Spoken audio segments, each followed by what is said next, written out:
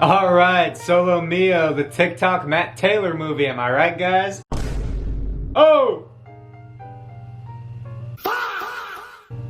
Yeah, no, this is a Kevin James movie with the actor of Jesus, that makes sense. Hi, I'm Charlie, welcome back to Cinda Channel, and today I'm going to be reviewing Solo Mio. This is the newest Kevin James comedy coming out February 6th, and we follow Kevin James's character Matt Taylor, an art teacher, who gets engaged to another art teacher where they're set to go on their honeymoon in Italy, but about to get married at the altar, Kevin James gets left. Depressed and broken, he goes to Italy on his honeymoon alone, and that is pretty much the plot of the movie right there. So this movie actually had a great marketing campaign on TikTok that you might have seen with Kevin James as Matt Taylor, posting just every day for the past year, basically, painting or drawing in class, teaching his kids. All great stuff and creative for this marketing. But I'm just gonna give you my thoughts, the good, bad, overall, just what I thought of this movie. So check out the channel, subscribe, check out the TikTok and Instagram at Cinda Channel. Let's begin. Starting off with the good, the comedy in this is actually good, and it's versatile. There's a lot of visual gags, just funny jokes overall, and some of that slapstick Kevin James is known for. So the comedy does work in here, and I was cracking up a few times during the movie. And now another thing, the comedy is actually well balanced with this kind of depressing theme as Matt Taylor gets left at the altar, which is just soul crushing. But there's a nice balance there between the comedy and some of the moments where you do feel bad for Kevin James's character, watching him deal with this harsh reality. The location is actually fun and unique, being in Italy. That's where the honeymoon takes place, and they use that to their advantage. They do a lot of cool stuff with the location, where they're on boat rides, the bike rides that you see, street painting, just all this stuff. It shows off the area well with the cinematography, which is another thing. I really dig the cinematography in this movie. It just shows off the area nice. Another thing, Kevin James is just the perfect role for this, perfect leading man for this type of movie. He's obviously going to be pretty much great in anything he does. Along with the side characters in this movie, they're actually pretty good, and they work in the plot of the film. We have this older couple who's just kind of crazy and party. The guy's trying to get Kevin James to go after the new love interest, and then you have a younger couple where the girl is actually the guy's therapist, and the guy is played by Jonathan Rumi, the actor who played Jesus, which I was pretty shocked to see Jesus in this movie. But these guys are just trying to help Kevin James feel better and find a new girl on his honeymoon. I mean, hey, look, the man got left, alright? Funny enough, that is a dilemma that he goes through in the movie of if he should go after another girl, or since he's on his honeymoon but the girl left, he should just stay and wait for her to come back. The last real positive I have for this movie is the actual romance and love aspects in this movie. It's a rom-com, so the romance is gonna be good. The chemistry is really great with this new girl that Kevin James meets, who works at a coffee shop. She's a local who just helps him get used to the area and tells him what's fun to do, and later on they start to run off with each other. So all of it is very nice to see, and it's charming on screen. But alright, now moving on to some of the bad, just the negatives I had with this movie. Overall, this is going to be a pretty forgettable movie in the year of 2026, as it's just another rom-com, and we have so many big movies coming out this year. Literally in a day I see Scream 7. So unfortunately this movie is going to get drowned out a lot. But hey, this will still be one I look back on and be like, this was pretty good for the underdogs of 2026. Another thing, there isn't really much of a story here. You're literally just watching Kevin James come with the fact that he got stood up on his wedding day and he has to go on his honeymoon alone. So you just watch him do that and hijinks ensues. So if you are looking for a story, there isn't really that much here. A good premise though. After a while, this does kind of get repetitive as he's stuck in Rome, so it goes on a cycle of being sad, thinking about if he should just stay here and wait for the girl or go out with a new girl. Then he goes on the honeymoon package with all the other vacationers. Then he'll run off with the girl he met at the coffee shop, get sad because he thinks about the girl that he came to Italy for, and it just kind of rinse and repeat throughout the film. So it does just lack in that aspect there. Some of the character decisions just kind of happen because they have to, and they don't really make that sense for them in reality. Mostly with the main girl herself. Matt Taylor's and her relationship is just so fast. Like, she's known him for 3 days and she runs off with him. She invites him to her family's house, and her grandpa's a famous piano player, so they're like ultra wealthy too, which is just something I did not expect or needed in this movie. You would not be falling for this random guy who just came here, showing him all of this, trying to run away from your work and responsibilities. But hey, without it there wouldn't be a movie. So that's just another negative I had. And even on the side of Kevin James' character, it's like, you are on a honeymoon right now, and the girl did say, I just need time, so. And then the last thing I'll say for negative is that there's just some kind of filler stupid scenes in this movie. A lot of comedies will have that. I mean, yes, not all of the jokes are gonna land, but there's just some scenes involving a girl that Kevin James's character met at a bar, and this just leads to a drunk party scene where they're laughing, not making sense, the camera's moving with them all wobbly, and then this character later comes back and slaps Kevin James. It just felt like kind of filler and eye-rolling scenes a little bit sometimes. But that is all the negatives I have with this film. So overall, this movie is actually pretty good. I enjoy it. It's a nice rom-com. Comedy and romance are good in it, but in the end it is a bit forgettable. Stuff happens because it has to in this. Kevin James is a great lead though, and the side characters are fun. Location and cinematography are awesome, but there's a lack of story here. I give Kevin James's Solo Mio a 6.5. Still very much an enjoyable film, but in the year of 2026, woo, you're not going to hear about this movie in a month. That is all I really have to say about Solo Mio. Thanks for watching all the way if you did. Let me know what you think about this movie if you've seen it. I would recommend this if this is your thing, but you're going to be in an audience full of old people. Once again, check out the channel, subscribe. You can check out the TikTok and Instagram at CineChannel. Please follow over there. Not looking too good right now. But once again, I'm Charlie. I'll see you next time. I post Monday, Wednesday, Friday, but right now I'm kind of posting every day. The last couple days of February. Have a Cine day.